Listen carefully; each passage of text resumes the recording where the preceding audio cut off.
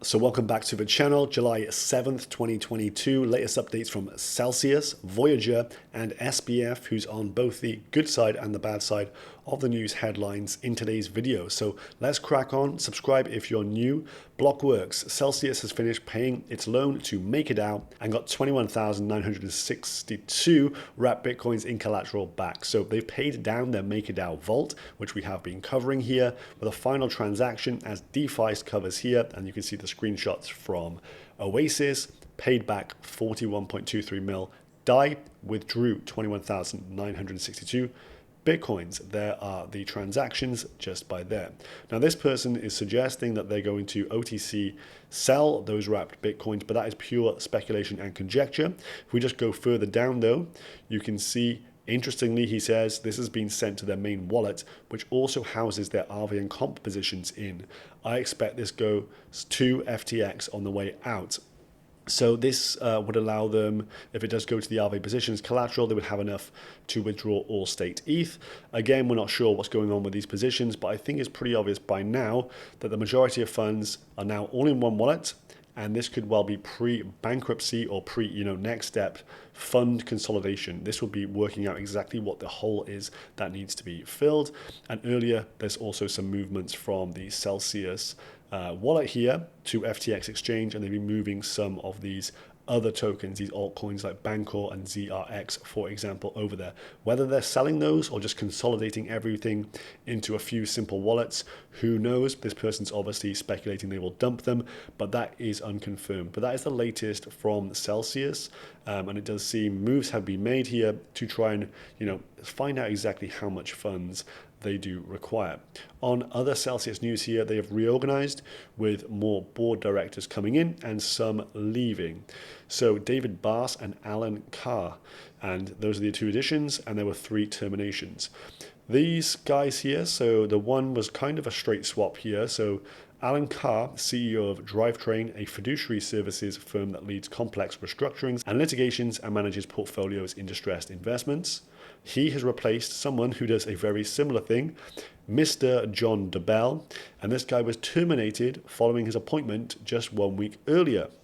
So this guy's come in and this guy's come out promptly after maybe not doing a good enough job, or maybe not going down the way that Celsius sees this heading in the near future here. So quite a strange one with changes on the board of directorship here. And then we have David Bass, who is founder and chief exec of XOUT Capital. Very nice picture here, David. And DMB Holdings, a private family office. Someone with very deep pockets. Apparently, he was formerly the CEO of Third Avenue Management for 25 years, a pioneer in fundamental bottom-up deep value investing. So interesting to see the change on the directorship here and what that will mean going forward. Is this strategic in terms of more cash injections, or is this strategic in terms of trying to wind things down here, filing for bankruptcy and having people in place to deal with that? So that is the Celsius update for now. Then we have this. So this is start of SBF season here, and the SBF headlines that just keep rolling in. So during this Chapter 11 bankruptcy filing from Voyager, some documentation has made itself public, and so we can see from this that, funnily, Alameda, FTX, or Sam Bankman-Fried, owes the company $376 million. So, as CZ points out down here, who's being a bit spicy on Twitter, interesting twist in the tale here. So if we just open this up, you can see from this documentation, loan counterparties for Voyager on a borrow rate of between 1 to 11% is 376 mil to Alameda Research. And then, of course, we know 3 Arrows with a 654 mil hole there. But very interesting to see that we've got SBF kind of on 2 sides of the card here. So how is SBF supposed to bail out these crypto companies when he himself is in a lot of debt? That is a question being posted by Bitcoin versus gold here. Then was the failed credit line an attempt to keep Voyager afloat so that he can not repay his debt immediately? And is SBF / Alameda really in such a good financial position? How much debt do they own to the lenders such as BlockFi? So this has really put a spanner in the works as to what the hell is the position here of Sam and Alameda. So owing 377 mil after just giving a huge line of credit to Voyager seems very, very peculiar. It seems a little bit circle jerky, doesn't it? So it's not often a borrower bails out its lender, especially when it's to the tune of hundreds of millions of dollars. Alameda Research and Sam Bankman-Fried last month extended a $500 million line of credit to broker Voyager. So this is very, very strange, and I don't really know what to make of this. Are they just like leveraging themselves up? They've obviously got huge amounts of crypto assets. They're just taking loans from any institution who will give them funds by utilizing their own crypto funds as collateral. We don't really know, but it seems like the leverage game is deeply entrenched within crypto right now. If you've got any opinions on why exactly he's on both sides of the coin here, drop them down below. But then we have this bit of a reiteration of a previous Reuters interview where Sam Bankman-Fried says FTX has a few billion for additional bailouts. So as we know, they extended a line of credit to BlockFi. It's thought to be in the region of $250 to $400 million now, and of course Voyager as well.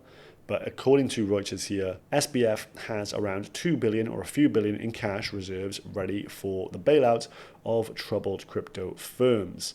Was this just an article put out to try and make people feel a little bit more short in the markets right now? Is this covering over some of the cracks of the Voyager kind of debacle there? It seems a bit strange that we've got very positive and kind of negative news for SBF and Alameda FTX all under the same umbrella in the same day here. So a lot going on for that young man. Very interesting to see how this plays out. But this does, in my mind, seem as if the picture is not as clear as maybe people think. Everyone thinking that FTX are absolute gods within this scenario. But it does seem to be that they're playing maybe a bit of a dangerous game in the background as well. Now, in terms of this one was really, not even a tinfoil hat required for this, but Sam Bankman-Fried put out that kind of message, the warning that triggered many people removing their crypto off exchanges last week. There are companies that are basically too far gone, he says. Expect insolvencies for some, lower tier exchanges. So what happens when someone with this much influence does this and makes those kind of statements? People flock to their second tier, third tier exchanges, remove their funds. So this means people take their funds off the smaller exchanges and they're going to naturally migrate either to the biggest exchanges, net beneficiaries Binance, and also his firm FTX. Okay, makes a lot of sense, seems like a power move. And then on top of that, this was in the last 24 hours. So where else, if you're not going to put them on centralized exchanges like Binance and FTX, you go to self-custody. Now they've just partnered up with the biggest self-custody solution, Ledger. Ledger joins forces with FTX official to bring you the best and most secure trading experience. You can now swap 120 plus crypto assets with FTX through Ledger Live. Swap more coins with lower fees while retaining self-custody of your assets. Now this is very good. We want people to self-custody their assets going forward, but this does seem a little bit snaky when just the previous week he was telling people to get the heck off of these third tier exchanges and, caused a bit of a liquidity crisis in the crypto space. Net beneficiary though, FTX clearly.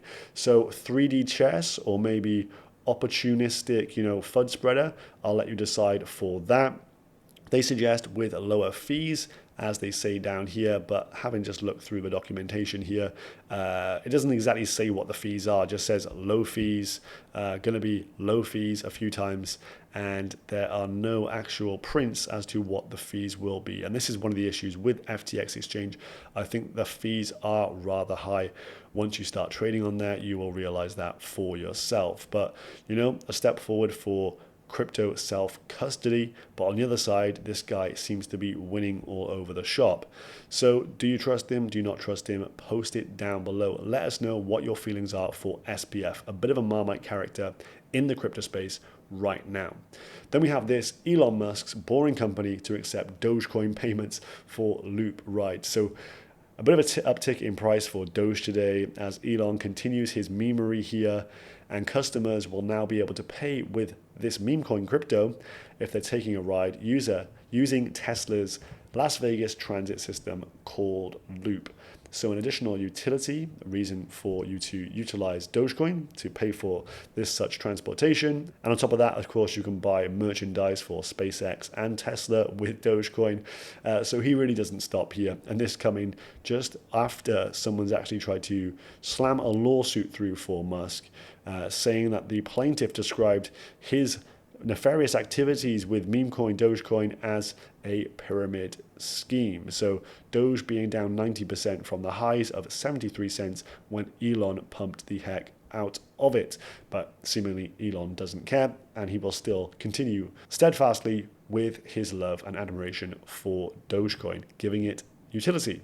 And then last but not least here, we have PM of the UK, Boris Johnson, resigning. The political landscape in the UK probably just as bad as the US. We have not got it any better.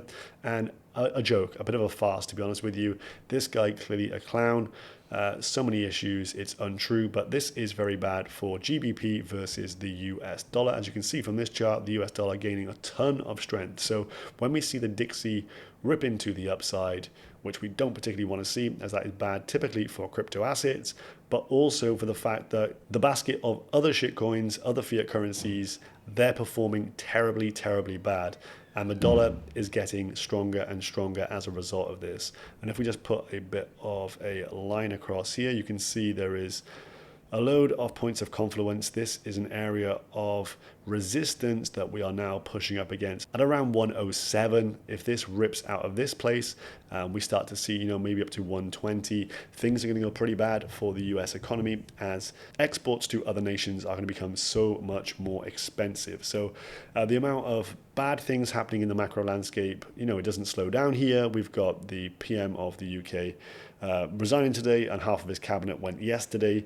Just crazy, crazy times. The Great British Pound versus other currencies out there right now looking very weak on a temporary basis. But, maybe we'll see a change of leadership and some better times ahead. But yeah, the bad times just keep rolling on in here. So that is it. That is today's update. I hope you enjoyed it. Smash a like on today's video. Subscribe to the channel if you're new, and I'll catch you in the next one. Goodbye.